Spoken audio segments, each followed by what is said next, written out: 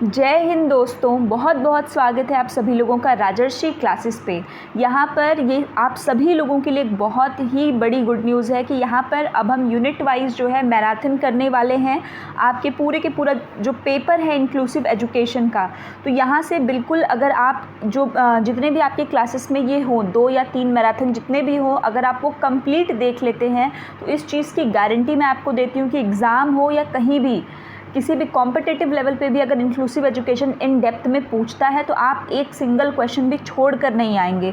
बिल्कुल एक एक चीज़ों को डिटेल में समझते हुए हम आगे चलेंगे। तो बहुत ही पेशेंस के साथ पूरी वीडियो मैराथन की अच्छे से देखिए। तो चलिए स्टार्ट करते हैं। इंक्लूसिव एजुकेशन जो आपके पेपर है, समावेशी शिक्षा जिसको हम हिंदी में कहते हैं, और हम यहाँ पे उसकी कंप्लीट मैराथन आप मेरे साथ करने वाले हैं। उसके पहले अगर आप राजर्षि क्लासेस पर पहली बार विज़िट कर रहे हैं तो जल्दी से चैनल को सब्सक्राइब कर लीजिए। इसके साथ ही बगल में बेल आइकन होगा, उसको भी साथ में प्रेस कर लीजिए। इसके साथ ही अगर आप बीएड कर रहे हैं या सीटेट, यूपी टेट या किसी भी अदर स्टेट टेट, केवीएस, इन सभी चीज़ों की प्रिपरेशन अगर आप करना चाहते हैं या आप कर रहे हैं तो हमारे चैनल को आप सब्सक्राइब कर लीजिए। इसके साथ ही आप अब हमारे साथ हमारे टेलीग्राम चैनल पर भी जुड़ सकते हैं, राजर्षि क्लासेस, जिसका लिंक मैं आपको कमेंट और डिस्क्रिप्शन बॉक्स के अंदर दे दूँगी। वहाँ से आप ये जो आपका पीडीएफ के फॉर्मेट में मैं इस जो मैराथन सेशन है इसका पीडीएफ भी वहाँ पे लिंक के रूप में जो है पुट कर दूँगी। तो चलिए हम स्टार्ट करते हैं। सबसे पहले इंक्लूसिव एजुकेशन के सिलेबस के ऊपर हम डिस्कशन करेंगे कि सिलेबस में क्या क्या चीज़ें हैं। तो आप सभी को पता है कि सबसे पहले जो है कि वो 4 यूनिट में डिवाइड होता है। जो 4 यूनिट है, मेजर यूनिट्स है, यहाँ पे मैंने उनका ही नाम लिखा हुआ है।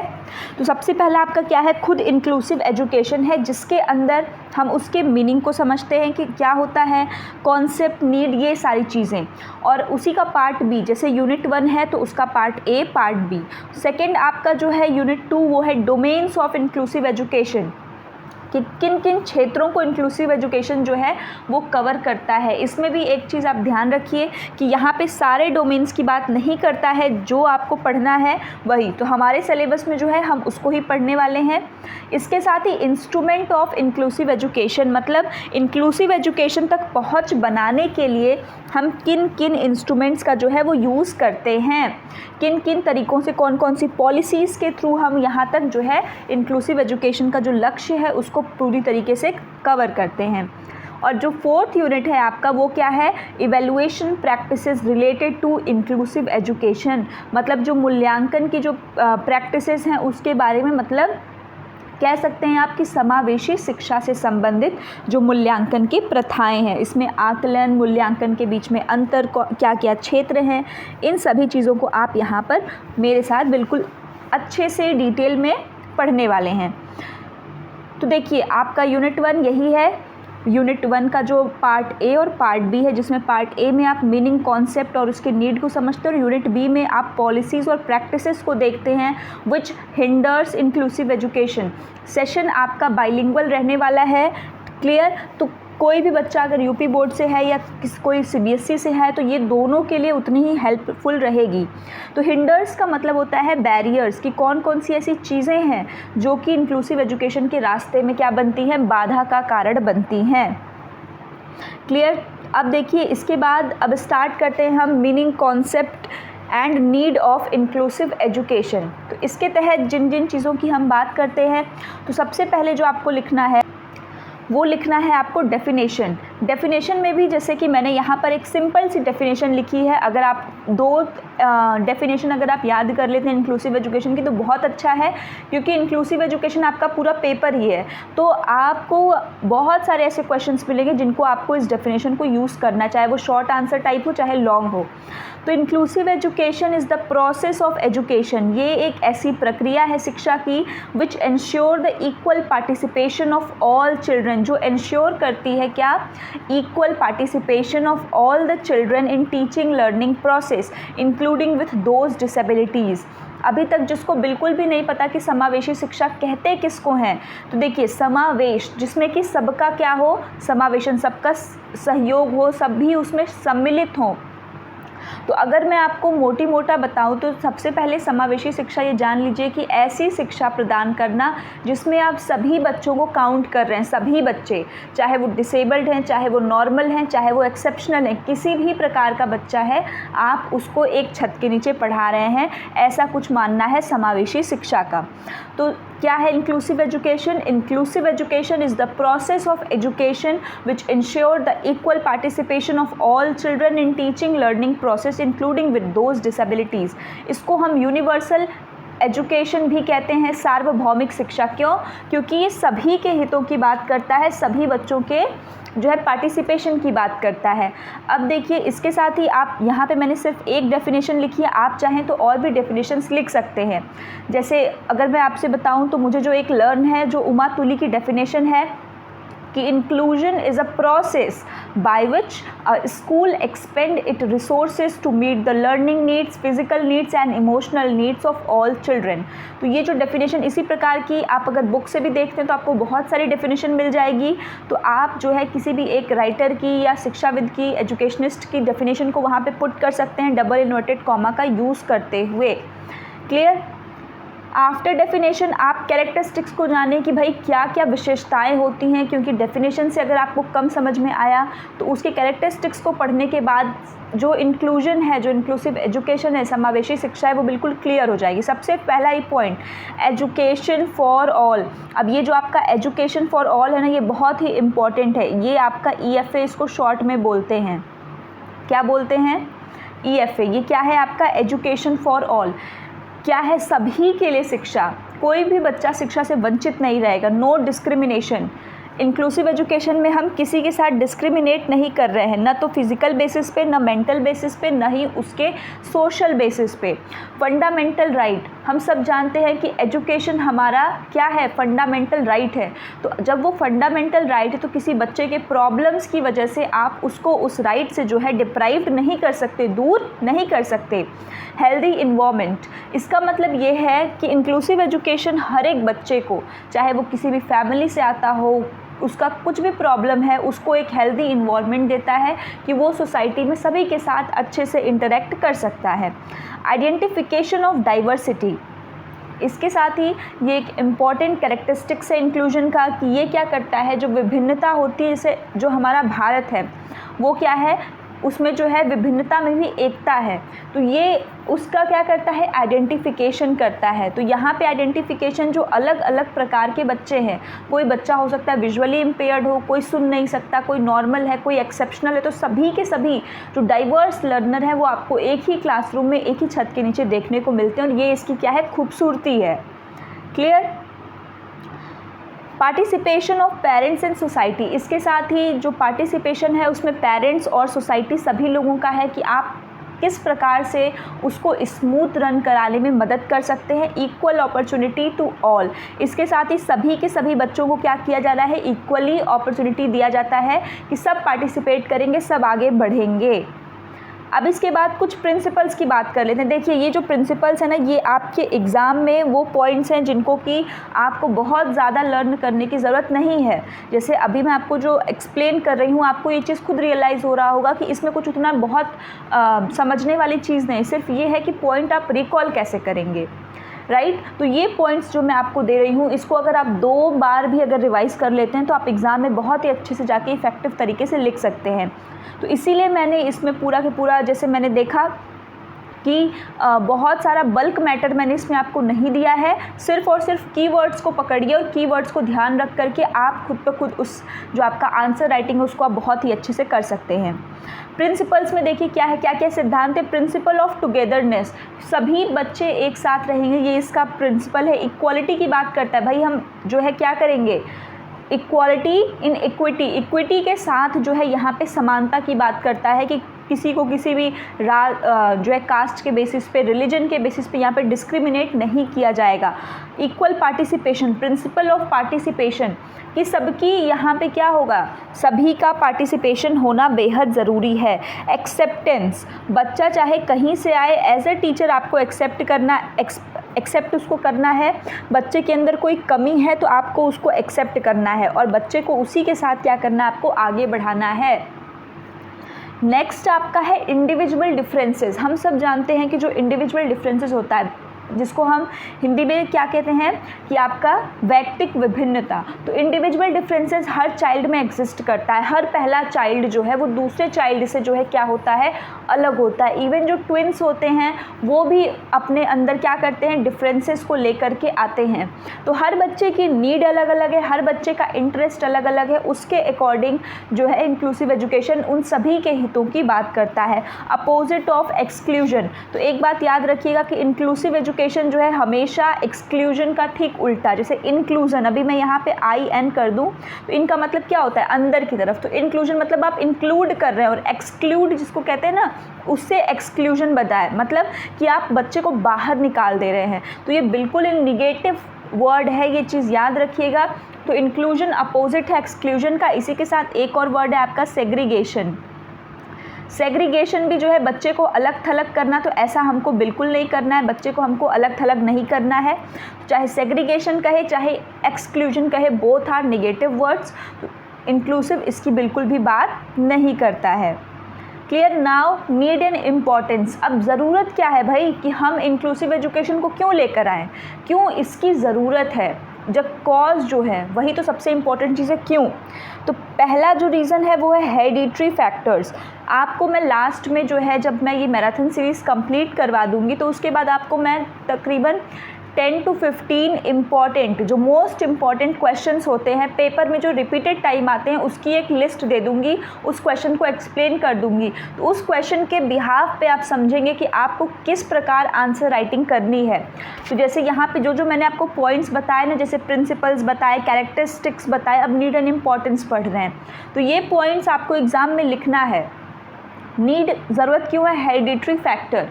वंशानुक्रमित कई कारक होते हैं। कुछ बच्चे हैं DNA में फॉल्ट हो गया, ब्रेन में कुछ प्रॉब्लम हो गया, तो उसकी वजह से ज़रूरत है हमें इंक्लूसिव एजुकेशन की। ठीक है, अगर वो उसमें उस बच्चे की कोई गलती नहीं है, तो जब बच्चे की गलती नहीं है तो हम उसको सोसाइटी से अलग क्यों करें। उसको पूरा हक है कि वो नॉर्मल बच्चों के साथ बैठ के पढ़ सके। और देखिए, सबसे पहली चीज़ कि आप लोग जो है B.Ed कर रहे हैं या कोई भी इंक्लूसिव एजुकेशन के फील्ड में आप हैं, उस चीज़ को पढ़ रहे हैं, तो किसी भी चीज़ को पढ़ने से पहले ना उसको एसिमिलेट करना सीखिए। आप अपने अंदर खुद ऐसी सिंपैथी नहीं बल्कि एम्पैथी को करिए। ऐसे बच्चों को ज़रूरत है हम जैसे लोगों की, कि जो उनको क्या कर सकें, एनकरेज कर सकें, मोटिवेट कर सकें, उनको ऐसा असहाय फील नहीं करवाना हमको। तो ये बहुत ज़रूरी है कि पहले आप खुद इस चीज़ की इम्पोर्टेंस को समझें, और जिस दिन आप इस चीज़ को खुद इम्पोर्टेंस समझ लेंगे कि नहीं उन बच्चों का भी राइट है, उस दिन आप खुद ब खुद आपको ये पूरा की पूरा चीज़ समझ में आने लगेगा। Next is your experience. कुछ लोगों का जैसे बाई बर्थ होता है, कुछ लोगों का बाई जो है बर्थ के बाद। तो बर्थ के बाद मान लीजिए कोई एक्सीडेंट हो गया, कोई ऐसा एक्सपीरियंस है पास्ट में, ट्रॉमेटिक इंजरी हो गई जिसकी वजह से बच्चे का मानसिक दिमाग सही से काम नहीं कर रहा है, वो मेंटली रिटार्डेड हो गया। तो इस कारण से ज़रूरत है हमें कि अब ऐसा नहीं कि हम उस बच्चे को सोसाइटी से बाहर कर देंगे, उसको पढ़ाएंगे लिखाएंगे नहीं। नेक्स्ट इज़ द इन्वायरमेंट, उसका परिवेश। बच्चा बहुत गरीब परिवार से आता है, उसके माँ बाप उसको पढ़ाई एफर्ट नहीं कर सकते, तो इसका ये मतलब नहीं कि हम भी प्रयास करना छोड़ दें। पर्सनालिटी भी एक कारक होता है, क्योंकि सब बच्चों की पर्सनालिटी अलग अलग होती है। चाइल्ड सेंटर्ड एजुकेशन है, जब बच्चों जो है बाल केंद्रित शिक्षा है, तो हमें सिर्फ एक बालक या कुछ बालक को नहीं, सभी बालक को ले करके हमें क्या करना है, चलना है। Next is your individual differences, वैयक्तिक विभिन्नता के कारण। और इम्पॉर्टेंस क्यों है भाई, इसका महत्व क्यों है इंक्लूसिव एजुकेशन का इतना। तो सबसे पहले तो ये सभी को अपॉर्चुनिटी। अब देखिए, आप पॉइंट्स को खुद से जनरेट करने की कोशिश करिए। मैंने यहाँ पे पॉइंट्स लिखा है, सिर्फ इसलिए कीवर्ड्स को लिखा है, बट आप इसको खुद से भी बना सकते हैं। कोशिश करिए। इम्पॉर्टेंस क्या हो सकता है, क्या महत्व है, सोचिए कि महत्व क्या क्या हो सकता है समावेशी शिक्षा का। महत्व ये है कि सभी को इक्वल अपॉर्चुनिटी दे रहा है। जो आपने प्रिंसिपल में चीज़ें पढ़ी, जो आपने डेफिनेशन में पढ़ी, जो आपने नीड में पढ़ी, अब उससे इम्पॉर्टेंस बनाइए। ठीक, फेयर चांस दे रहा है, ये सभी को समान शिक्षा दे रहा है, इक्वलिटी की बात कर रहा है ना, तो वही तो उसकी इम्पोर्टेंस है कि बच्चा कहीं से भी आए सबको चांस दे रहा है। ठीक, पेरेंट्स का पार्टिसिपेशन कर रहा है, सोसाइटी को भी पार्टिसिपेटिव मोड में लेकर आ रहा है कि भाई आप भी सहयोग करिए बच्चे का, बच्चे को ऐसा वैसा मत कहिए। क्लियर। उसके साथ ही वैसे बच्चे जिनका कंडीशन ठीक नहीं, जो नॉर्मल से चाहे तो इधर हैं चाहे उधर, तो उनको ऐसा लगता है कि उस सोसाइटी के पार्ट ही नहीं है, बट ऐसा नहीं है। इंक्लूसिव एजुकेशन में पढ़ने के बाद लोग उनको उस नज़रिए से नहीं देखते हैं, लोग उनको कैपेबल समझते हैं, तो उनका भी जो एक नॉर्मल लाइफ जीने का जो सपना होता है वो भी इसकी वजह से पूरा होता है। ठीक है, सोसाइटी में उनको जो है इक्वल पार्टिसिपेशन की वजह से क्या मिलता है, इक्वालिटी मिलती है। इसके साथ ही जो हम जैसे नॉर्मल बच्चे हैं उनको ये समझ में आता है कि this is not any type of disability, वो ठीक है उनके साथ प्रॉब्लम है बट वो उससे कहीं अधिक तरीके से हमसे अच्छा कोप कर लेते हैं। तो हम भी ये चीज़ समझते हैं कि सभी पांचों उंगलियां एक बराबर नहीं होती है, तो हम भी इंडिविजुअल डिफरेंसेस को एक्सेप्ट करना सीखते हैं। मैंने ऐसा जो है, मुझे ऐसा महसूस होता है कि जैसे जो हमारे जैसे जो डिसेबल्ड बच्चे होते हैं उनके अंदर जो कैपेबिलिटीज़ होती है ना, उनको भगवान किसी न किसी एक क्षेत्र में बहुत ही अच्छा करते हैं, बट ये हम लोग हैं जो उस चीज़ को पचा नहीं पाते और हमें लगता है कि वो अलग हैं। तो ये बहुत ज़रूरी है पहले कि जो नॉर्मल बच्चे बात नहीं करते हैं, अगर कोई बच्चा उनको थोड़ा वैसा दिख जाता है तो कई बार वो बात नहीं करते हैं, अजीब सा चेहरा बनाते हैं। क्यों? क्योंकि उनकी अपब्रिंगिंग में वो चीज़ डाली नहीं गई है कि they are also normal children. तो इसीलिए ज़रूरी है कि बच्चे के अंदर ये चीज़ को ग्रो करना, जो बच्चे एकदम नॉर्मल हैं, कि इंडिविजुअल डिफरेंसेस को वो क्या कर सकें, एक्सेप्ट कर सकें। क्लियर।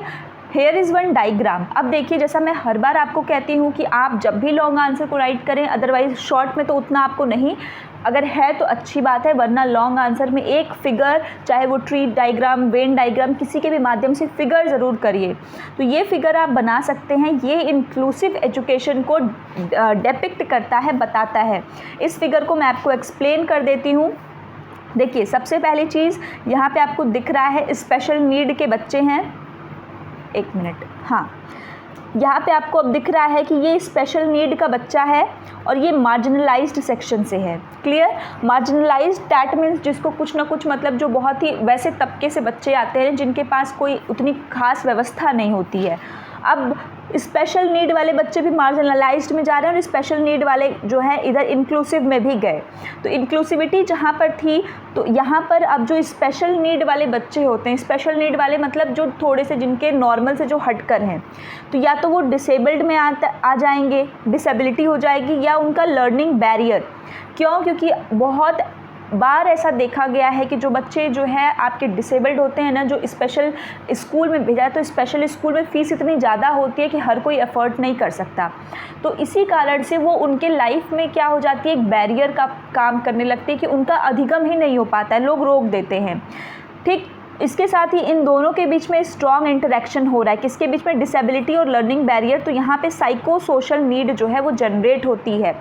इसके साथ ही इसके आगे जब आप आते हैं तो अब देखिए, ये जो इंक्लूसिविटी है जब ये रेगुलर वाले बच्चों में जाती है तो ये क्या कर दी कि अब यहाँ से ये जो है ऑर्डिनरी बच्चे जब इंक्लूसिव एजुकेशन में जाते हैं, ये आपको एरो दिख रहा है, जब आपके ऑर्डिनरी बच्चे कहाँ जा रहे हैं, इंक्लूसिव एजुकेशन में, और इंक्लूसिव एजुकेशन में ऑर्डिनरी बच्चे भी आ रहे हैं, और इसके साथ ही जो रेगुलर बच्चे हैं वो भी जो है इसके साथ कनेक्ट कर रहे हैं। तो ये पूरा के पूरा फिगर जो है आपका ये बता रहा है कि किस तरीके से इंक्लूसिव एजुकेशन में जाने के बाद जो ये बच्चे डिसेबल्ड वाले भी हैं या लर्निंग बैरियर जो उनके रास्ते में सारी चीज़ें हैं ना, क्योंकि इंक्लूसिव एजुकेशन में जो बच्चे हैं जो जाते हैं या नॉर्मल स्कूलों में जो बच्चे पढ़ने जाते हैं उनके रास्ते में कभी इस प्रकार की कोई चीज़ें प्रॉब्लम फेस नहीं करते हैं, जबकि जो डिसेबल्ड बच्चे होते हैं they have to face a lot of problem. ठीक है, not even in learning but also in their life. तो इंक्लूसिव एजुकेशन एक ऐसा शिक्षा का तरीका है जिसके माध्यम से हम बच्चे के बहुत सारी कमियों को, प्रॉब्लम्स को क्या कर सकते हैं, दूर कर सकते हैं। तो आप इस फिगर को अपने जो है एग्ज़ाम में ज़रूर बनाएं। अब देखिए, प्रोसेस ऑफ इंक्लूसिव एजुकेशन कि कौन कौन सी प्रक्रिया, शॉर्ट में भी ये क्वेश्चन आता है और लॉन्ग में भी कभी कभी पूछ देता है कि इंक्लूसिव एजुकेशन की प्रक्रिया मतलब पहले क्या था, फिर कैसे कैसे आज के डेट में जो हम देखते हैं इंक्लूसिव एजुकेशन, तो वो कैसे बना। तो ये आपका जो है तो इसमें देखिए पहला क्या है, डी इंस्टीट्यूशनलाइजेशन। तो ये इसका मतलब क्या होता है, डी इंस्टीट्यूशनलाइजेशन का मतलब होता है कि आपने जो है ना, जो बच्चे डिसेबल्ड हैं या जो पर्सन डिसेबल्ड हैं उनको क्या कर दिया, आपने अपने इंस्टीट्यूशन से निकाल दिया। डी कहीं भी लग जाता है, इसका मतलब क्या होता है कि उसको हटा देना, अलग कर देना। तो मतलब जो डिसेबल्ड बच्चा है उसको आपने निकाल दिया, कहाँ से, इंस्टीट्यूशन से, स्कूल से, और उनको किसी अल्टरनेट इन्वायरमेंट में जाकर रख दिया, उनको किसी दूसरी जगह भेज दिया कि अरे ये तो इस प्रकार से है, इसको ऐसा कर दें। पहले लोग ये करते थे। फिर आया उसके बाद नॉर्मलाइजेशन। क्लियर। तो अब जब डी इंस्टीट्यूशनलाइजेशन का वो हुआ, उसके बाद आया नॉर्मलाइजेशन।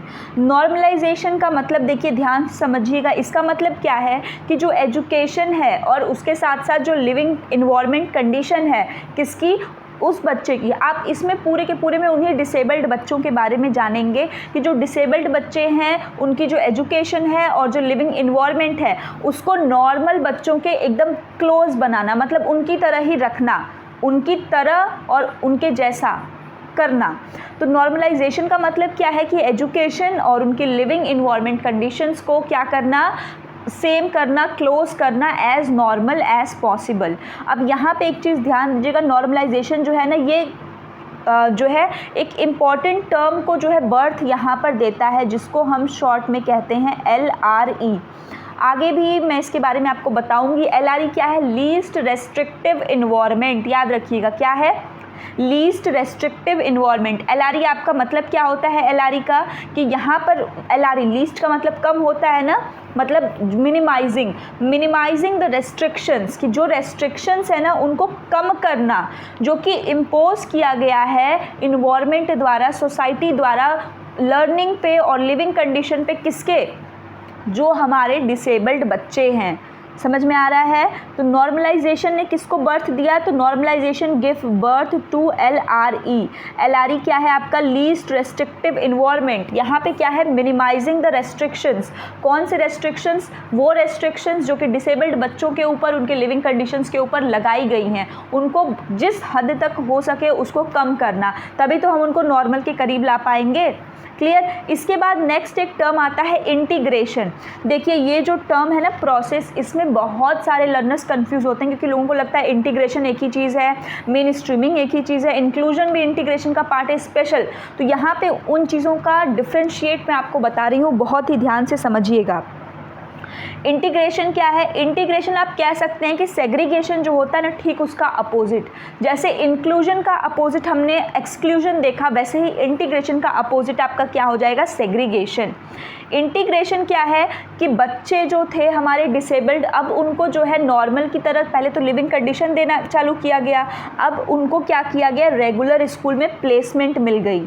याद रखिएगा क्या हुआ, उनका रेगुलर स्कूल्स में अब उनको जगह मिल गई है कि अब वो भी रेगुलर स्कूल्स में जाकर पढ़ पाएंगे, बट एक साथ नहीं अभी भी। तो इंटीग्रेशन में मतलब इंटीग्रेट किया तो किसको, नॉर्मल को और उसके साथ जो डिसेबल्ड हैं, ठीक है, बस इंटीग्रेट किया उनको स्कूल में, मतलब यहाँ से उनके स्कूल में, मतलब एक साथ वो स्कूल जाने लगे। Next is your main streaming. Main streaming, main का मतलब क्या होता है कि जो मुख्य धारा से जोड़ना। तो ये एक ऐसी प्रैक्टिस होती है जिसमें जो स्पेशल नीड्स वाले हमारे बच्चे हैं ना, उनको हम लोग स्कूल में डाले, क्लासरूम के अंदर पढ़ा भी रहे हैं, ठीक, यहाँ पे स्कूल के अंदर हमने उनको कर दिया, अब यहाँ पे हम उनको पढ़ा तो रहे हैं मुख्य धारा में नॉर्मल बच्चों के साथ, बट हर टाइम नहीं, कुछ स्पेसिफिक पीरियड में। कब, स्पेसिफिक पीरियड में, कोई खास, जैसे उन बच्चों ने जब स्किल सीखनी है तब उनको बुला लिया गया, क्लास में बैठा दिया गया बच्चों के साथ, मतलब नॉर्मल नहीं, ठीक।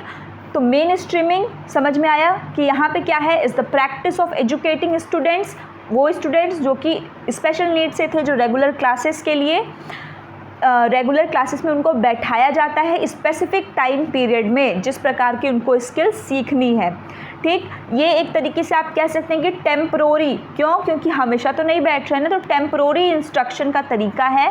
क्लियर। ये आप कह सकते हैं कि सेल्फ जो रिसोर्स रूम होता है ना, एक तरीके से मेन स्ट्रीमिंग में एक रिसोर्स रूम बना दिया जाता है, उसमें कुछ अलग अलग सामान रख दिया जाता है सीखने वाला, और नॉर्मल बच्चों को भी ले आया जाता है और फिर जो डिसेबल्ड बच्चे होते हैं उनको भी लेकर आया जाता है, और दोनों को बैठा करके जो है क्लासरूम में पढ़ाया जाता है या बताया जाता है। तो ये आपका क्या था, मेन स्ट्रीमिंग था। अब इसके बाद जो नेक्स्ट कॉन्सेप्ट जो आज के डेट में हम देखते हैं वो है हमारा इंक्लूजन। इंक्लूजन क्या होता है कि यहाँ पे acceptance of children with disability in the main stream, main streaming से भी ज़्यादा एक्सेप्टेंस यहाँ पे डिसेबल्ड बच्चों को दिया जाता है। यहाँ पे हमेशा ध्यान रखिएगा कि जब भी इंक्लूजन की बात होगी तो बच्चे को चेंज नहीं होना है, स्कूल चेंज होगा, नियम चेंज होंगे अकॉर्डिंग टू चाइल्ड। इस तथ्य को सदैव ध्यान रखिएगा कि बच्चा अपने आप में परिवर्तन नहीं करेगा, बच्चा जैसा है वैसा ही रहेगा। क्योंकि बात यहाँ किसकी हो रही है, चाइल्ड सेंटर्ड एजुकेशन की। तो चेंज किस में करेंगे हम, रीस्ट्रक्चरिंग किसकी करेंगे, स्कूल्स की, और उसको इस प्रकार से बनाएंगे कि वो अलग अलग स्टूडेंट्स के नीड को कैटर करने में मदद कर सके। क्लियर। तो ये आपका कुछ बेसिक डिफरेंस था। तो एक बार मैं इसको एकदम शॉर्ट में आपको रिवाइज करवा देती हूँ। देखिए, डी इंस्टीट्यूशनलाइजेशन में क्या है कि हमने उसको इंस्टीट्यूट से अलग कर दिया, निकाल दिया। नॉर्मलाइजेशन में हम उन दोनों को समान रूप से देख रहे हैं कि अच्छा ठीक है, उसकी कंडीशन में थोड़ा LRE का कॉन्सेप्ट लिया, लीस्ट रेस्ट्रिक्टिव इन्वायरमेंट लेकर के आए, जहाँ पर क्या किया हमने कि उसको जो इन्वायरमेंट ने, सोसाइटी ने जो बर्डन डाला हुआ था उसको थोड़ा सा कम किया। इंटीग्रेशन में उसको रेगुलर स्कूल में दाखिला तो मिला बट एक साथ पढ़ने का नहीं। मेन स्ट्रीमिंग में कुछ स्पेसिफिक टाइम पीरियड के दौरान उनको साथ में रखा गया, बट इंक्लूजन में पूरी तरीके से उन बच्चों को एक्सेप्टेंस दिया गया, उनको पूरी तरीके से अपनाया गया। और यहाँ पे अब बच्चे के अंदर कोई चेंज नहीं, बल्कि स्कूल चेंज होगा, उसके जैसा बच्चे की नीड है उसके अकॉर्डिंग स्कूल बनाया जाएगा। Clear. Now here is the barriers of inclusive education. देखिए, बैरियर का मतलब होता है कि जो बाधा है, कि अब हमने इतना तो सब कुछ सोच लिया कि हम इंक्लूसिव एजुकेशन के द्वारा पढ़ेंगे, इंक्लूसिव एजुकेशन जैसा एक चीज़ बनाएंगे, तो उसके बीच में रास्ते में क्या क्या चीज़ें जो ऑब्स्टिकल हैं, क्या क्या चीज़ें हैं जो बाधा का कारण बन रही हैं। क्लियर। तो देखिए, यहाँ पर जब हम बात करते हैं बाधा की, तो ये चीज़ जो यहाँ पे कोटेशन लिखा हुआ है ना, इस कोटेशन को बहुत ही अच्छे से डबल इन्वर्टेड कॉमा के अंदर अपने एग्जामिनेशन की कॉपी में लिखिएगा और स्टार्टिंग में आंसर के लिखेंगे तो बहुत ही इफेक्टिव होगा। Everyone belongs to the school, everyone is welcome to the school. एक तरीके से आप ये कह सकते हैं कि ये इंक्लूसिव एजुकेशन का बड़ा बड़ा होल्डर पे लगाने वाला सेंटेंस है कि सभी लोग स्कूल को बिलोंग करते हैं और सबका स्वागत है स्कूल में। क्लियर। तो ये याद रखिएगा, इसको डबल इन्वर्टेड कॉमा के अंदर करके आप इसको रखेंगे कि everyone belongs to the school and everyone is welcome to the school. UN article, UN क्या है, यूनाइटेड नेशन। ठीक है, इसलिए मैं कह रही हूँ ये बहुत इंपॉर्टेंट है, इसको आप डबल इन्वर्टेड वी कर लीजिए, very very important. United nation का जो आर्टिकल 24 है, United nation article 24 of the CRPD। CRPD क्या है, convention of right of person with disability, convention on the right of person with disability. अभी आप first देख रहे हैं ना, तो CRPD हो सकता है आपको फुल फॉर्म नहीं पता, बट आगे हमें इसको पढ़ना है। क्लियर। तो UN आर्टिकल 24 CRPD का क्या कहता है, राइट टू इंक्लूसिव एजुकेशन। ये बच्चों को इंक्लूसिव एजुकेशन का राइट देता है। इट मीन्स कोई आपको ये राइट आपसे जो है क्या कर सकता है, डिनाई नहीं कर सकता, मना नहीं कर सकता। उन देशों में, अब ये याद रखिएगा, ये भारत का नहीं है, यूनाइटेड नेशन जो है ये क्या है, संयुक्त राष्ट्र का एक संगठन है। क्लियर। जो बच्चों के राइट्स की बात करता है कि बच्चों के पास जो है इंक्लूसिव एजुकेशन का राइट है, तो आर्टिकल 24 है, इस तथ्य को आप याद रखेंगे। अब देखिए बैरियर्स, देखिए क्या क्या है। सबसे पहला है आपका एटीट्यूडिनल बैरियर। एटीट्यूड समझते हैं कि जो मनोवृत्ति होती है, ठीक। अब जैसे बहुत सारे ऐसे लोग होते हैं ना जो कि मतलब पहले मान लीजिए कि उन्होंने कभी देखा नहीं कि नहीं ऐसे भी बच्चों को हम स्कूल में पढ़ाएंगे, तो वो लोग इस चीज़ को ना एक्सेप्ट ही नहीं कर पाते हैं कि अच्छा ये बच्चे मेरे साथ पढ़ेंगे, अरे ये तो मेरे लिए बहुत उसकी बात है। जैसा मैंने आपको कहा ना कि नॉर्मल जो है ना बच्चों से एक्सेप्टेंस को प्रोवाइड कराना, ये सबसे बड़ी चीज़ है और सबसे बड़ा ये हमारे लिए जो है गोल भी है कि हमको पहले नॉर्मल बच्चों को ये समझाना है कि they are also the part of society. Okay, so attitudinal barrier जो सबसे पहला बैरियर है कि लोगों के अंदर उस मनोवृत्ति को चेंज करना जो उन्होंने डिसेबल्ड बच्चों के लिए, डिसेबल्ड पर्सन के लिए बनाया हुआ है। सिस्टमैटिक और प्रोग्रामेटिक बैरियर। तो सिस्टमैटिक या प्रोग्रामेटिक बैरियर का मतलब ये होता है कि ये ऐसा बैरियर होता है, जो आपका सिस्टमैटिक या प्रोग्रामेटिक बैरियर है, ये ऐसा बैरियर है जो कि एजुकेशन सिस्टम ने खुद से बना रखा है। जी हाँ, सिस्टमैटिक या प्रोग्रामेटिक बैरियर ऐसा है जो कि एजुकेशन सिस्टम ने खुद से इसको बनाया हुआ है। इसमें जैसे रूल्स, पॉलिसीज़, पार्टिसिपेशन, ये सारी चीज़ें आती हैं। जैसे मान लीजिए कि रूल हो गया किसी भी स्कूल का, मान लीजिए रूल हो गया, क्लियर। इसके साथ ही कुछ पॉलिसी ऐसी बना दी, तो इन लोगों ने ना पहले से ही ऐसी पॉलिसी बनाई हुई है कि भाई हम ऐसे बच्चों को नहीं लेंगे, हम ऐसे बच्चों को पढ़ा नहीं सकते। तो कहीं ना कहीं ये भी बैरियर है, जबकि सभी स्कूलों को इस चीज़ को फ्रीली क्या करना चाहिए, जो है प्रोवाइड कराना चाहिए कि भाई हम सारे बच्चों को एक्सेप्ट करेंगे, उस हिसाब के टूल्स इक्विपमेंट्स को रखने चाहिए। क्लियर। तो ऐसा स्कूल वाले भी इसलिए नहीं कर पाते हैं क्योंकि इसके जो इंस्ट्रूमेंट्स आते हैं वो काफ़ी थोड़े महंगे आते हैं, बट हम छोटे लेवल पे भी इसको स्टार्ट कर सकते हैं, ये आगे हम समझेंगे TLM वाले सेक्शन में। तो सिस्टमैटिक और programmatic barrier is that barrier which is created by the education system itself, like the rules, policies and the participation which they exclude the disabled person. Clear? Next is your structural barrier. Structural barrier is associated with the school. School का जो barrier होता है ना कि खुद कभी कभी teachers के ही एटीट्यूड जो है चेंज नहीं हो पाता है वैसे लोगों के प्रति, जो स्टाफ होता है वो ऐसे लोगों के प्रति उनकी भी एटीट्यूड चेंज नहीं हो पाता, तो ये स्कूल का बैरियर। फिजिकल बैरियर, कभी कभी जो शारीरिक जो है चीज़ें होती हैं वही हमारी बैरियर के रूप में वर्क करती हैं। कम्युनिकेशन बैरियर, कभी कभी हम लोगों तक अपनी बातों को उस तरीके से, उस भाव से जो है पहुंचा नहीं सकते, तो लोग उस चीज़ों को एक्सेप्ट भी नहीं करते हैं। Next is your curriculum barrier. Curriculum barrier that means आप ये देखेंगे कि जो पाठ्यचर्या बनाई जाती है उसमें कहीं ना कहीं किसी भी डिसेबल्ड बच्चे के लिए उस प्रकार के कंटेंट नहीं होते, या कोई अगर बच्चा पढ़ने में कमज़ोर है तो वो एक एवरेज बच्चे को देखकर बनाई जाती है। तो करिकुलम में भी कुछ मॉडिफिकेशन की ज़रूरत है। हम आगे इस चीज़ को समझेंगे, तो बिल्कुल भी घबराइएगा नहीं कि करिकुलम किन किन बच्चों के लिए किस किस प्रकार से होता है और कैसे कैसे क्या होता है। अब यहाँ पे डिफरेंस आपसे कभी कभी जो है पूछता है कि इंक्लूजन और मेन स्ट्रीमिंग में क्या है, इंक्लूसिव एजुकेशन और इंटीग्रेटेड एजुकेशन में, और इंक्लूजन और स्पेशल एजुकेशन में क्या डिफरेंस है। तो देखिए, जब हम बात करते हैं इंक्लूजन की, तो इंक्लूजन आप सबको पता है, डेफिनेशन आपने पढ़ी है। मेन स्ट्रीमिंग मैंने आपको अभी बताया है। क्लियर। इसके साथ ही इंटीग्रेटेड एजुकेशन है या स्पेशल एजुकेशन है। अब देखिए, ये तो पॉसिबल नहीं है, ये तो पॉसिबल है नहीं कि हम हर एक का याद करें, वरना इस तरीके से तो 3 आपके ऐसे ही हो जाएंगे जिसमें आपको पूरा याद करना होगा।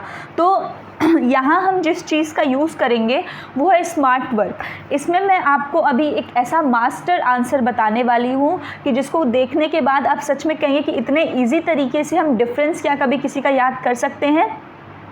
तो अगर आपको मेरा तरीका पसंद आए तो मुझे ज़रूर बताएं। मैं इसी तरीके से चीज़ों को याद करती हूँ जो कि आपको लंबे समय तक याद भी रहेगा, और विथ योर क्लियर कॉन्सेप्ट, बिल्कुल कॉन्सेप्ट क्लैरिटी के साथ। इसीलिए देखिए, बहुत सारी जगह मैंने ऐसा देखा है कि बहुत बल्क में मटेरियल दिया था, उसको रीडिंग करके बताया जाता है, जो कि बाद में हमें भूल जाता है। तो हमें जो है हमारी लर्निंग जो है ना, उसको क्वालिटी लर्निंग में चेंज करना है। दैट मीन्स कि बाद में अगर 5 साल बाद भी अभी कभी इंक्लूसिव एजुकेशन का नाम सुने तो आपको पता हो कि इंक्लूसिव एजुकेशन से आपने क्या समझा था, 5 मिनट आप उस चीज़ के बारे में बता सकें। वरना ऐसी शिक्षा से कोई फ़ायदा नहीं कि आप सिर्फ जा रहे हैं एग्ज़ाम में लिख करके आ रहे हैं। तो हमेशा इस इंटेंशन से पढ़िए कि आप उसको कहीं ना कहीं फ्यूचर में क्या कर पाएँ, यूज़ कर पाएँ। तो चलिए देखिए, अब देखिए मास्टर आंसर आप जो बनाएंगे, यहाँ पे मैंने कुछ पॉइंट्स लिखा है, मैं आपको इसको एग्ज़ाम्पल के तौर पर अभी बताने वाली हूँ। जो हमारे 3 पॉइंट्स हैं ना, बस आप उसको याद रखिएगा क्या क्या है वो। तो सबसे पहला तो आप ये याद रखिए कि आपका जिसमें पूछा था, क्लियर। एक है आपका मेन स्ट्रीमिंग MS लिख देती हूँ मैं इसको, एक है आपका स्पेशल स्कूल SS लिख देती हूँ, एक है आपका इंटीग्रेटेड एजुकेशन से भी कभी कभी पूछ देता है डिफरेंस, ये भी है, और एक आपका इंक्लूजन जिसको मैं I कर देती हूँ। ये 4 ही हैं। पूछेगा जब भी तो आपको 2 ही पूछेगा, एक तरफ इंक्लूसिव एजुकेशन रहेगा और किसी एक तरफ ये या इन तीनों में से कोई एक हो सकता है। इंक्लूसिव एजुकेशन सब में रहेगा क्योंकि पेपर आपका यही है। तो चाहे इंक्लूसिव एजुकेशन मेन स्ट्रीमिंग पूछे, या इंक्लूसिव एजुकेशन स्पेशल एजुकेशन पूछे, या फिर इंक्लूसिव एजुकेशन इंटीग्रेटेड एजुकेशन पूछे। क्लियर। तो देखिए, अब आपसे पूछा, जैसे मैं आपको 1-2 बताती हूँ कि जैसे पहला पॉइंट मैंने लिखा है स्कूल। अब देखिए, आप एज्यूम करिए कि आप स्कूल में तो सभी जाते हैं, कॉलेजेस में पढ़ रहे होंगे। तो कॉलेज में जाते हैं तो क्या क्या चीज़ें आपको दिखाई देती हैं, पहले तो आप उन चीज़ों को लिखिए जो आपको दिखाई देती हैं। भैया स्कूल दिखाई देता है, वहाँ पे टीचर्स स्टाफ होते हैं, टीचर्स होते हैं, स्टाफ होते हैं, टीचिंग मेथड्स होते हैं, बहुत सारी चीज़ें, करिकुलम है, TLM है, ठीक है, ये सारी चीज़ें आपको दिखाई देती हैं। तो ये आपके फर्स्ट जो है बेसिक एकदम आपके पॉइंट्स का है। मतलब स्कूल जब आप मेन स्ट्रीमिंग में लिखेंगे, तो अभी मैंने आपको बताया था कि मेन स्ट्रीमिंग में स्कूल जो है वो क्या होता है, एक ही रहता है, बट बच्चे साथ में नहीं पढ़ते हैं। तो यहाँ पे वो लिख दिए, और स्कूल को आपने क्या कर दिया, जो स्टार्टिंग का पॉइंट होता है ना कि पॉइंट्स वाला, इस वाले में आपने स्कूल डाल दिया। और स्कूल डालने के बाद एमएस में आपने क्या लिखा कि बच्चे एक साथ जो है वो एक स्कूल में रहते हैं, बट एक कक्षा में नहीं पढ़ते हैं। क्लियर, एक कक्षा में नहीं पढ़ते हैं, कुछ स्पेसिफिक टाइम के दौरान उनको एक साथ लाया जाता है। जबकि इंक्लूजन में आप जानते हैं कि भाई सभी एक साथ एक छत के नीचे ही पढ़ेंगे। टीचर, मेन स्ट्रीम में कोई खास टीचर की ज़रूरत नहीं है, नॉर्मल टीचर ही सब कुछ पढ़ाता है। जबकि आपको पता होना चाहिए कि जो बच्चे डिसेबल्ड होते हैं ना, उनके लिए स्पेशल बीएड होता है। जैसे हम लोग नॉर्मल बीएड करे हैं, उनके लिए स्पेशल बीएड होता है, उन बच्चों को पढ़ाने के तरीके अलग हैं। तो इंक्लूसिव एजुकेशन में टीचर भी एक्सपर्ट्स होते हैं, अच्छे होते हैं, जबकि मेन स्ट्रीम में इस चीज़ का कोई ख्याल नहीं रखते। करिकुलम भी वहाँ पे हर एक बच्चे के अनुसार, कोई मेंटली रिटार्डेड है उसके लिए दूसरा करिकुलम है, मतलब उसमें जो है करिकुलम में चेंजेस होते हैं। जबकि यहाँ पे एक ही रिजिड करिकुलम सबके लिए चलता है, तेज है, एक्सेप्शनल है, कोई फ़र्क नहीं पड़ता। राइट्स, मेन स्ट्रीम में बच्चों के राइट्स का उतना केयर नहीं किया जाता है, क्योंकि उनको जब कुछ स्पेसिफिक टाइम पीरियड पे स्पेसिफिक स्किल सिखानी है तभी, वरना अदरवाइज़ नहीं। क्लियर। पॉलिसी की बात करें तो पॉलिसी मेन स्ट्रीमिंग वाले बच्चों में कुछ भी नहीं है, जबकि इंक्लूसिव एजुकेशन में बहुत सारी पॉलिसीज़ हैं, प्रोग्राम्स जो गवर्नमेंट द्वारा लाया गया है। ऐसे ही जब आप स्पेशल में लिखेंगे तो स्कूल अलग अलग होते हैं। स्पेशल में आप अलग स्कूल में जाते हैं बच्चा, और इंक्लूसिव में उसके लिए सभी लोग एक ही स्कूल में आते हैं। स्पेशल एजुकेशन में टीचर अलग होते हैं, जबकि इंक्लूसिव एजुकेशन में सभी, मतलब हर तरीके के टीचर होते हैं, नॉर्मल टीचर भी होते हैं और स्पेशल वाले भी होते हैं। करिकुलम डिसेबल्ड बच्चों के लिए ही होता है। तो ये थोड़ा अलग हो जाता है ना कि आपने बच्चे को इन्वायरमेंट से अलग कर दिया, उसका एक अलग माहौल ही कर दिया। क्लियर। राइट्स तो होते हैं, बट वहाँ पे वो नॉर्मल बच्चों के साथ कभी इंटरेक्ट नहीं कर सकते, जबकि इंक्लूसिव एजुकेशन में वो सब कुछ कर सकते हैं। तो ये पॉइंट्स आपको समझ में आ रहा है, इसकी मदद से आप बहुत ही अच्छे से, यहाँ पे मैं आपको ये पॉइंट्स दे रही हूँ। इसके साथ ही अगर आपको इसका PDF फॉर्मेट चाहिए तो आप टेलीग्राम चैनल राजर्षि क्लासेस के नाम से है, लिंक मैं दे दूँगी, उसमें से आप जो है इसको ले करके कॉपी में राइट कर लीजिए, फ़ोटो कॉपी करा करके बिल्कुल अच्छे से सिर्फ इन पॉइंट्स को 2 बार याद कर लीजिए, आपका काम हो जाएगा। Curriculum, right, policies, resources, minimum resources जो है वहाँ पे क्या रिसोर्सेज का ध्यान रखा जाता है, दूसरे में बाकी तीनों में नहीं, जबकि इंक्लूसिव एजुकेशन में रखा जाता है। कॉस्ट, इंक्लूसिव एजुकेशन में कॉस्ट आता है, स्पेशल में अधिक कॉस्ट आता है, बस ये चीज़ याद रखिएगा। बाकी इसमें कॉस्ट नहीं आता, क्योंकि ये लोग कोई अलग से टीचर कुछ भी अलग से नहीं रखते हैं। अपॉर्चुनिटी सबसे ज़्यादा किस में दी जा रही है, इंक्लूसिव एजुकेशन में, बाकी सब में अपॉर्चुनिटी नहीं दी जा रही है। कम्युनिकेशन सबसे अच्छा किस में होगा, इंक्लूसिव में, बाकी में नहीं होगा। इंफ्रास्ट्रक्चर का ध्यान किस में रखा जाएगा, इंक्लूसिव में, और स्पेशल तो भाई बनाया ही उसके लिए गया है, और बाकी में नहीं रखा जाएगा। प्लानिंग, पहले से प्लानिंग किस में की जा रही है, तो बाकी में तो उन बच्चों के लिए तो कुछ खास किया ही नहीं गया, जबकि पहले में किया गया है। पॉलिसीज़ ये ऊपर हो गया है, प्रोग्राम्स यहाँ पर आप लिख सकते हैं, गवर्नमेंट की पॉलिसीज़ लिख सकते हैं। Teaching methods, very important point, teaching methods, वहाँ पे जो नॉर्मल बीएड किया हुआ या जो नॉर्मल टीचर है ना, वो ही जाके अपने नॉर्मल तरीके से पढ़ाएगा। बट आपको पता है कि सभी बच्चे एक जैसा नहीं सीखते, कुछ बच्चे देखकर अच्छा सीख लेते हैं, कुछ सुनकर अच्छा सीखते हैं, कुछ दोनों करके, मैक्सिमम लोग जो है दोनों से सीख लेते हैं। जैसे अभी आपको यहाँ पे मैं पॉइंट्स भी दिखा रही हूँ और मैं बोल भी रही हूँ, तो इससे बहुत सारे लर्नर आसानी से चीज़ों को समझ जाएंगे। ठीक। सेल्फ इस्टीम की बात करें तो जो बच्चे बाकी तीनों में है ना, उनका सेल्फ इस्टीम कहीं ना कहीं क्या होता है, लो होता है, जो बच्चे डिसेबल्ड, जबकि इंक्लूसिव में जब जाते हैं तो उनको लगता है कि नहीं, अब वो तो नॉर्मल लाइफ जी रहे हैं, तो उनका सेल्फ इस्टीम क्या होता है, अच्छा होता है। पार्टिसिपेशन प्रॉपर अच्छा इंक्लूजन में, बाकी सब में नहीं होता है। LRE, लीस्ट रेस्ट्रिक्टिव एनवायरनमेंट, जो मैंने आपको बताया था नॉर्मलाइजेशन के जो है बाद उस कॉन्सेप्ट का जन्म हुआ था, तो लीस्ट रेस्ट्रिक्टिव एनवायरनमेंट इनको इंक्लूसिव एजुकेशन में ही प्रोवाइड की जाती है। तो ये आपके कुछ पॉइंट्स थे जो मास्टर आंसर के लिए आपके वर्क करेंगे। यहाँ पे आप देख सकते हैं, आपको 10 से बहुत सारे पॉइंट्स मैंने दे दिए हैं। इन पॉइंट्स की मदद से आपको डिफरेंस बिल्कुल रटने की बिल्कुल ज़रूरत नहीं, सिर्फ पॉइंट्स को याद करिए। अगर एग्ज़ाम में डिफरेंस आता है तो आप इसको निश्चित ही बहुत ही अच्छे से अपने से कर सकते हैं। और आप सच में जब आप लिखेंगे तो अगर आपको नहीं बिलीव है तो आप एक बार अपने से कॉपी पे राइट डाउन भी कर लीजिए, आप खुद इस चीज़ का मैजिक देखें कि आपने खुद जो है वहीं पे आंसर किस प्रकार से क्रिएट किया है। तो टॉपर्स ऐसे ही करके जाते हैं, वो कुछ अलग से ऐसी चीज़ें नहीं करते हैं। क्लियर। नाउ अब यहाँ पे देखिए policies and practices which hindering inclusive education. अब ये आपके यूनिट 1 का जो बी पार्ट था ना, उसका है कि कौन कौन सी पॉलिसीज़ हैं, प्रैक्टिसेस हैं जो कि इंक्लूसिव एजुकेशन के रास्ते में क्या है, हिंडर करती हैं, रोकती हैं। ठीक है, तो देखिए सबसे पहला जो है failure in implementation of plans and policies. इसमें जो सबसे पहला है वो क्या है कि फेलियर है किसमें, जो प्लान और पॉलिसीज़ बनाई गई हैं। ब्रिटिश टाइम से ही जो है बहुत सारी प्लान और पॉलिसीज़ को लाई गई हैं, बट उनका जब इम्प्लीमेंटेशन की बारी आती है ना, उनको लागू करने की बात आती है जब ज़मीनी स्तर पर, तो वो सारे के सारे प्लान क्या हो जाते हैं, बेकार हो जाते हैं। तो इस चीज़ का ध्यान देना है। इसी कारण से आज के समय में भी इंक्लूसिव एजुकेशन जितना होना चाहिए उतना है नहीं। Clear. Next is the multi layered education system. Multi layered education system का मतलब ये हो, बहुत सारे ऐसे स्कूल्स हैं, इंस्टीट्यूशंस हैं जिन पे जो है गवर्नमेंट ने रजिस्टर्ड तो किया है, बट गवर्नमेंट उनको बाध्य नहीं कर सकते कि आपको ऐसा करना ही करना है, राइट। तो ये लोग क्या करते हैं कि सभी अलग अलग एजुकेशनल अप्रोचेस से चलते हैं। कुछ ICSE वाले हैं, कुछ UP वाले हैं, कुछ CBSE वाले हैं, और सबको अपना ही नियम कानून चलाना है। तो ये भी एक बहुत बड़ा रीज़न है कि सभी एक चीज़ पे सहमत नहीं हो पाते हैं। फॉल्टी इवैल्यूएशन सिस्टम, ये तो बहुत बड़ा रीज़न है, और ये मैं खुद भी मानती हूँ इस वजह से, क्योंकि कभी कभी क्या होता है कि बहुत अच्छा लिख कर आने वाला बच्चा, ठीक, उसके मार्क्स कम हो जाते हैं। जो कॉन्सेप्ट के साथ लिख कर आता है, और कुछ रट्टू तोता जैसे लोग होते हैं जिनको सब चीज़ बहुत अच्छे से याद होती है, उनके मार्क्स अच्छे हो जाते हैं। और कुछ बच्चे जो हैं उनकी समझ अच्छी होती किंतु मार्क्स नहीं उठते हैं, तो वो डिस्करेज हो जाते हैं, डिमोटिवेट हो जाते हैं। तो ऐसा उनको होने की ज़रूरत नहीं है, क्योंकि ऐसा मेरा मानना है कि एक जगह नहीं तो दूसरी जगह आपके लिए उससे कहीं ना कहीं बेटर चीज़ें रखी हुई हैं।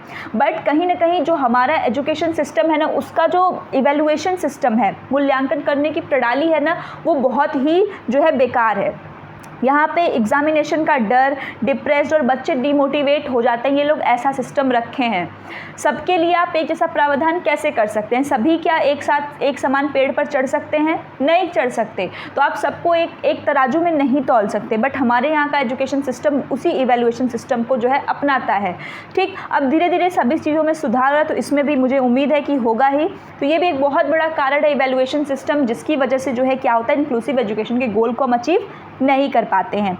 School having out of reach, ये देखिए जो स्कूल होता है वो क्या है, बच्चों की पहुंच से दूर है। जी हाँ, हम आज के 21वीं सदी में जी रहे हैं, फिर भी हम कितने हमारे देश के लिए, मतलब हमने चांद तक, मंगल तक सब कुछ मिशन पहुंचा दिया है, बट आज भी बहुत सारे ऐसे जगह हैं जिसको हम रिमोट एरियाज़ कहते हैं, कि जहां पर जो स्कूल है वो प्राइमरी के तो हैं, बट हायर एजुकेशन के लिए आज भी स्कूल वहां पे नहीं है, कॉलेजेस नहीं हैं। और कुछ कुछ तो ऐसी जगह हैं जहां पे कि आप अप टू क्लास 8 तक के भी स्कूल सही से नहीं है। डिस्टेंस बहुत ज़्यादा है और रिस्क बहुत ज़्यादा है। Clear. Scholastic syllabus that means कि हम आज भी उसी सिलेबस, उसी करिकुलम को पढ़ रहे हैं जो 1990 में चल रहा था। चेंजेस हुए हैं, बट आज की यूटिलिटी के अकॉर्डिंग करिकुलम में चेंजेस नहीं हुए हैं। व्यावसायिक शिक्षा, जिस प्रकार से सोसाइटी चल रही है, टेक्नोलॉजी बढ़ रही है, हमारा कहीं ना कहीं जो एजुकेशन सिस्टम है उससे लैग कर रहा है। Clear. Teachers point of view, जो शिक्षक का पॉइंट ऑफ व्यू है वो बहुत ही इम्पॉर्टेंट रोल प्ले करता है। टीचर आप सभी लोग बनेंगे, आप सभी लोग बनना चाहते हैं, जो भी लोग बीएड करते हैं, आगे बहुत सारे डीएलएड करते हैं, बहुत सारी चीज़ें करते हैं, तो बहुत ज़रूरी है कि टीचर का पॉइंट ऑफ व्यू ऑप्टिमिस्टिक हो। बट हम काफ़ी बार देखते हैं कि टीचर्स जो है स्टीरियोटाइप के घिरे होते हैं। तो ये चीज़ क्या होता है कि सिर्फ उस टीचर का नहीं होता है, बल्कि उसके साथ पढ़ने वाले जितने बच्चे होते हैं ना, वो उन सभी को इफ़ेक्ट करता है। तो ये चीज़ भी बहुत एक इंक्लूसिव एजुकेशन में हिंडर करती है, उसको रोकती है कि टीचर के अंदर बायसनेस होगी तो बच्चा देखेगा कि जब टीचर ही उस चीज़ को नहीं, आइडियल जो मेरे हैं वो ही नहीं कर रहे हैं, तो मैं कैसे करूँ। Lack of awareness in family and society, तो अवेयरनेस की कमी है, क्योंकि लिटरेसी की कमी है। जब लोग धीरे धीरे पढ़ेंगे, और पढ़ने में भी लिटरेसी क्वालिटी होनी चाहिए, ऐसा नहीं कि कुछ भी, क्योंकि आजकल लिटरेट लोग भी कुछ भी बोलते हैं। क्लियर। तो ये चीज़ है हमारी। नेक्स्ट है lack of teaching aids, teaching aids की कमी। तो टीचिंग एड्स तो आप देख सकते हैं कि प्राइमरी के स्कूल में भी आज के समय में भी ऐसा होता है कि प्राइमरी के स्कूल में आपको सही से ब्लैक बोर्ड या ये सारी चीज़ें नहीं मिलती हैं। जो TLM होता है ना, जिसकी मदद से हम बच्चे की लर्निंग को और इफ़िशियंट और इंटरेस्टिंग बनाते हैं, उसकी भी कमी है। और जब आप बात करते हैं इंक्लूसिव एजुकेशन की, तो इंक्लूसिव एजुकेशन में आपको कुछ अलग से एक्स्ट्रा TLM की भी नीड होती है। Next is your negative attitude, जो आपकी नकारात्मक मनोवृत्ति होती है ना, कि जैसे कि आप किसी चीज़ को एक्सेप्ट ही नहीं करना चाहते हैं। ठीक, इसलिए नहीं क्योंकि वो गलत है, बल्कि इसलिए क्योंकि आपकी सोच उससे मैच नहीं करती है। आप तो किसी और परिवेश से बढ़ कर के आए हैं, आपके दिमाग में कुछ लोगों ने गलत इन्फॉर्मेशन पुटअप कर दी, तो आप उसी चीज़ को लेकर के सही को देखना ही नहीं चाहते हैं। तो ये नेगेटिव एटीट्यूड है, हमें ऐसा एटीट्यूड बिल्कुल भी नहीं रखना है। इनविजिबिलिटी इन द कम्युनिटी, यहाँ पे क्या है कि जो पेरेंट्स होते हैं ना, वो अपने बच्चों को, कुछ पेरेंट्स ऐसे होते हैं जो ओवर प्रोटेक्टिव होते हैं कि बच्चा कहाँ जा रहा है, कैसे जा रहा है, क्यों जा रहा है, हर एक चीज़ पे नज़र रखना। ये बहुत बड़ा रीज़न होता है। जो लोग जितना ज़्यादा स्ट्रिक्ट अपने बच्चे के साथ रहते हैं ना, उनके बच्चे उतने ही ज़्यादा उनको फ्रीडम की डिमांड होने लगती है। उनके अंदर से एक जो है अजीब बिहेवियर होता है कि उनको लगता है कि उनके माँ बाप हमेशा चारों 24 घंटे उनके ऊपर नज़र जमाए हुए हैं।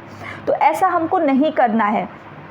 क्लियर, मतलब ओवर प्रोटेक्ट या ओवर ये करते हैं कि नहीं, उनको लगता है कि नहीं, अगर बच्चे की सेफ्टी है, और बच्चे की सेफ्टी मतलब उनकी रिस्पेक्ट की बात हो जाती है कि भाई बच्चे के साथ कुछ ऐसा वैसा हो गया तो क्या होगा।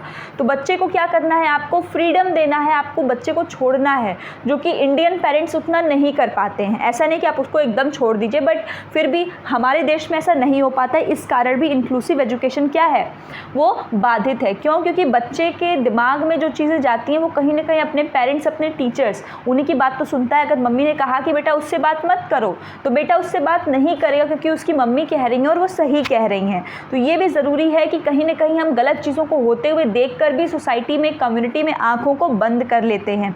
इनविजिबिलिटी इन स्कूल, स्कूल में भी कई बार ऐसी चीज़ें देखने को मिलती हैं कि भाई बच्चा जो है धीरे सीख रहा है तो उसको डांट दिया जाता है, और कोई और उसके ऊपर आवाज़ भी नहीं उठाता कि ठीक है उसका अपना तरीका है लर्न करने का, उसको आप थोड़ा कम दीजिए, वो थोड़ा अलग है। तो ऐसा कुछ भी नहीं होता। तो यहाँ पे बहुत सारे पॉइंट्स आपको मैंने इसलिए लिखे हुए हैं। ये पेपर में पूछा हुआ क्वेश्चन है, तो इसके पॉइंट्स बिल्कुल अच्छे से करिए। कॉस्ट, चूँकि मैंने आपको जैसा बताया कि अगर हम इंक्लूसिव की बात करते हैं तो वो कॉस्ट एफिशिएंट होता है, क्योंकि बच्चों के द्वारा लाई गई जो इक्विपमेंट्स होते हैं, इंस्ट्रूमेंट्स होते हैं, उनमें काफ़ी पैसा खर्च होता है। फिज़िकल एसेस जो है सब तक पहुंच तो नहीं पहुंचा सकते ना, हर एक बच्चे के घर तक, ये चीज़ है। क्लास साइज़ भी एक बहुत बड़ा बैरियर है कि भाई क्लास में जब आप 90 100 बच्चे, 80 70 बच्चे भी भर रहे हैं, तो आप कैसे एक बच्चों पे ध्यान दे सकते हैं। तो ये जो क्लास की ना एक साइज़ होती है कि कितने बच्चे हमारे मैक्सिमम होने चाहिए, तो प्राइवेट स्कूलों में इसका कोई गिनती नहीं कि कितने होने चाहिए। तो ये भी एक बहुत बड़ा रीज़न है कि लोग सिर्फ पैसा, उसको एक व्यवसाय बना दिए हैं एजुकेशन को, rather than providing the quality education. Parents perspective, ये भी एक बहुत बड़ा जो है बैरियर है, क्योंकि माँ बाप का जो नज़रिया होता है, जिस चश्मे से वो देखते हैं ना सोसाइटी को, अपने एक्सपीरियंस, अच्छी बुरी सभी चीज़ों को, बच्चा भी उसी नज़रिए से कहीं ना कहीं आधा पोर्शन उसका जो है चश्मे का, वो अपने माँ बाप के चश्मे से ही देखता है। तो बहुत ज़रूरी है कि पेरेंट्स का पर्सपेक्टिव पॉजिटिव हो। आने वाले टाइम में आप सभी लोग एक पेरेंट्स के रोल में होंगे, या बहुत सारे लोग पेरेंट्स हैं भी, तो हमेशा ध्यान रखिए कि आप बायसनेस से दूर रहिए, बच्चे को न्यूट्रल, उसके खुद के सोचने की क्षमता का विकास करने दीजिए। ठीक है, यहाँ पे मैं आपको रिलेट करके सोसाइटी से जोड़ करके इसीलिए बता रही हूँ क्योंकि जब आप एग्ज़ाम में लिखने जाएंगे तो वहाँ पे आपको यही सारी चीज़ें याद रहेंगी, क्योंकि इंक्लूसिव एजुकेशन और कुछ नहीं, आपके सोसाइटी में आपके चारों तरफ दिखने वाली चीज़ें ही हैं, जिनको प्रॉब्लम क्या है और कैसे आप रिजॉल्व कर सकते हैं, वही चीज़ें हैं। नेक्स्ट इज़ योर पॉवर्टी, जो गरीबी होती है। Gender discrimination can be seen, बहुत बार हम देख सकते हैं भाई लड़कियों के लिए काम है, लड़कों के ये काम है, लड़के रोते नहीं, लड़कियां तो दिन भर ही रोती हैं, क्या दिक्कत। ठीक, इस प्रकार से चीज़ें आपको नहीं करना है, और ये कारण भी है कहीं ना कहीं इंक्लूसिव एजुकेशन के एक हिंडर होने का। Disabled girls face particular problems. अब देखिए, अब यहाँ पे ना जो ख़ास तौर पे वैसी बच्चियाँ जो होती हैं जो डिसेबल्ड होती हैं, भाई उनके लिए तो और भी ज़्यादा समस्या है। क्यों? पहला तो भाई कि उनकी सेफ्टी, क्योंकि सेफ्टी और सिक्योरिटी इशू उनका साथ ज़्यादा है, क्योंकि लड़के तो फिर भी सेफ़ हैं, अगर वो डिसेबल्ड भी है तो कोई दिक्कत नहीं है। क्योंकि उनका जो है प्रॉब्लम सिर्फ उनके लाइफ के साथ है। बट अगर वो लड़की है तो उसके साथ जो है बहुत सारी प्रॉब्लम्स होती हैं, जैसे प्राइवेसी की कमी होना, डोमेस्टिक वर्क, घर के काम काज ऑलरेडी उसके ऊपर है, डिपेंडेंसी। और सबको ऐसा लगता है कि अगर लड़की डिसेबल्ड हो गई भाई तो वो क्या ही करेगी, वो तो अब हमारे ऊपर एक भारी हो गई, वैसे भी लड़की है तो पहले से ही है, तो अब वो क्या हो गई, बिल्कुल डिपेंडेंट हो गई। बट वो लोग ये नहीं सोचते हैं, यही पर्सपेक्टिव इस पेपर को पढ़ाने के पीछे मेन रीज़न यही है कि ये जो सारी चीज़ें हम पढ़ रहे हैं ना यहाँ पर, कि जो लड़कियों को इतनी प्रॉब्लम है और ये सारी चीज़ें, इनको ये प्रॉब्लम्स हैं और आपको इनको अपने दिमाग में रखना है एज अ प्रॉब्लम, और उसके सल्यूशन की तरफ आपको देखना है कि आने वाले टाइम में जब आप अपने बच्चों को टीचिंग्स दें, जब आप अपने बच्चों को सिखाएं, तो आप उसको ये चीज़ सिखाएं कि अगर वो डिसेबल्ड भी है बच्चा, कोई भी बच्चा, तो उसको उसके पैर पे खड़ा होने की काबिलियत दें, उसको पढ़ाएं, उसको लिखाएं, ठीक। क्योंकि बहुत सारे, अगर वो एजुकेशन के फील्ड में नहीं अच्छा करे, आप स्पोर्ट्स में देख लीजिए, जो हमारा ओलंपिक हुआ तो उसमें भी आप देख सकते हैं डिसेबल्ड का होता है, उसमें आप देख सकते हैं कि जो अवनी लहरारकर थी जिन्होंने गोल्ड मेडल लेकर आई, तो वैसे बहुत सारी बच्चियां हैं, बस आपको उनको सपोर्ट करना है, हम लोगों को उनको एनकरेज करना है, मोटिवेट करना है, और वो कहीं ना कहीं हमारे सोसाइटी के एक इंटीग्रल पार्ट हैं। क्लियर। अब हम पढ़ते हैं ways to overcome this obstacles, मतलब अब हम कैसे इनको दूर कर सकते हैं, ये वो पॉइंट्स हैं, इनको आप अपने से भी लिख सकते हैं। तो पहली चीज़ तो यही हो गई, पॉलिसी, लॉ और प्रोग्राम्स जो इम्प्लीमेंट, प्लानिंग तो बहुत अच्छे से करते हैं बट इम्प्लीमेंट नहीं कर पाते हैं, तो हमें ग्राउंड लेवल पे धीरे धीरे छोटी छोटी पॉलिसी से शुरुआत करनी है, बट उसको अच्छे से इम्प्लीमेंट करना है, पहला point. Second is your educational institution जो है उनको भी हम अलग अलग एड्स और इक्विपमेंट्स गवर्नमेंट प्रोवाइड कराए, या कुछ इस प्रकार से करे कि जैसे कि लोगों तक अधिक से अधिक स्कूल्स तक जो है ये चीज़ पहुँचे, स्कूल्स जो है बच्चों की रीच में हो, और पेरेंट्स और सोसाइटी में जो लोग हैं उनमें अवेयरनेस क्रिएट करें। इसके साथ ही लोगों को एजुकेट किया जाए, जो लोग एजुकेट नहीं हुए हैं, जो बड़े हो चुके हैं, उनको स्कूल में न ला करके हम उनको डिफरेंट कैंपेन्स के थ्रू, अलग अलग जैसे बहुत सारी चीज़ें हो सकती हैं, पोस्टर्स के थ्रू, रैलियों के थ्रू हम उनको मोटिवेट कर सकते हैं कि भाई disability is not a problem. Okay. Government को जो है बजट और फाइनेंस पे भी ध्यान देना चाहिए, दैट मीन्स कि उनकी जो बजटिंग होगी ना, बजट में वो डिसेबल्ड बच्चों के लिए जो इक्विपमेंट्स हैं उसके लिए प्रावधान करें।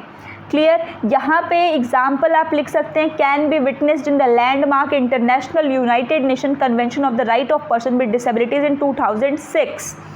जैसा कि आप देख सकते हैं गवर्नमेंट ने 2006 में जो यूनाइटेड नेशन का जो है वो जब आया था, उस समय जो इन्होंने RPWD अपना किया था, right of person with disability के लिए, किस प्रकार से RPWD में इन्होंने कौन कौन से प्रावधान लाए थे, कौन कौन से बच्चे उसके अंदर आएंगे, और साथ ही साथ जो है regular schools with this inclusive orientation, कि रेगुलर स्कूल्स में भी इस प्रकार की चीज़ों को लाना है।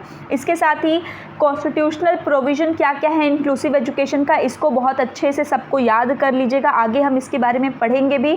यहाँ पे शॉर्ट में लिखा है मैंने, तो इसको आप कर ली। आर्टिकल 45, आगे आप पढ़ेंगे आर्टिकल 21A जिसमें कि आपका राइट टू एजुकेशन है। EFA एजुकेशन फॉर ऑल, जो मैंने आपको बताया था पहले उसके कैरेक्टरिस्टिक्स में कि education for all, that is EFA। NPE 1986 and POA programme of action 1992। Salamanca conference, UNESCO 1994, PWD person with disabilities, इसी का आपका जो है एक रिवाइज्ड फॉर्म आएगा PWD का, RPWD, ठीक है, जो 2016 में आया मोदी जी के गवर्नमेंट में, right of person with disabilities 2016। इसमें जो है 7 तरीके के जो है डिसेबिलिटी को रखा गया, और इसमें जो है 21 तरीके का रखा गया। इसके साथ ही NTA national trust agency, NCF 2005, IECYD, IEDSS, ये सारी चीज़ें जो है इंक्लूसिव एजुकेशन के लिए गवर्नमेंट द्वारा या कॉन्स्टिट्यूशन द्वारा किया जाने वाला प्रावधान है। क्लियर। तो ये आपका यूनिट 1 का जितना पूरा टोटल सिलेबस था ये पूरा आपका जो है यहाँ पर है। इसके साथ ही अगर आप जो है इसका PDF लेना चाहते हैं तो हमारे टेलीग्राम चैनल से कर लीजिए। अगर आपको वीडियो पसंद आई हो तो वीडियो को लाइक ज़रूर कर दें और अधिक से अधिक लर्नर्स तक इसको शेयर करें। इसके साथ ही अगर आप पहली बार चैनल पर विजिट कर रहे हैं तो राजर्षि क्लासेस को सब्सक्राइब कर लीजिए। मिलते हैं मैराथन का पार्ट 2 जिसमें हम यूनिट 2 के ऊपर बिल्कुल कंप्लीट डिस्कशन करेंगे। तब तक अपना ख्याल रखिए। That's all.